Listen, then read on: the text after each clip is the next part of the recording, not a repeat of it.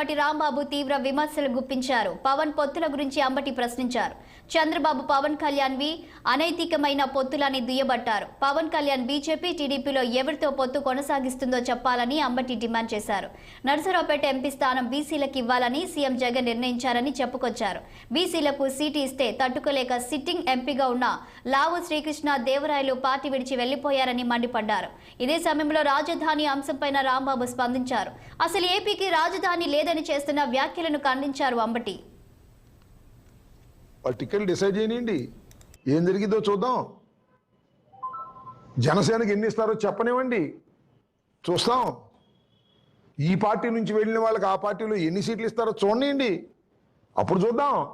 ముందుంది ముసళ్ళ పండగ, తొందర ఏం పడాల్సిన అవసరం లేదు. We are very clarity. ఒకటే చెబుతున్నా, టోటల్ స్క్రీన్ మీద ఇద్దరే ఉన్నారు.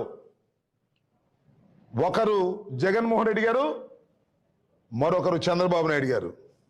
ఈ రాష్ట్రానికి చంద్రబాబు నాయుడు గారు ముఖ్యమంత్రి, జగన్మోహన్ రెడ్డి గారు ముఖ్యమంత్రి, అంతే ప్రశ్న. ఎన్నికల్లో Pawan Kalyan screen out, Sharmila screen out, Lokesh screen out, BJP screen out.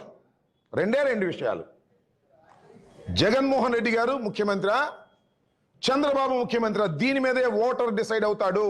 ఇది మా విశ్వాసం, మా నమ్మకం. ఎవరు ఎన్ని మారినా, ఎన్ని అసంతృప్తులు వచ్చినా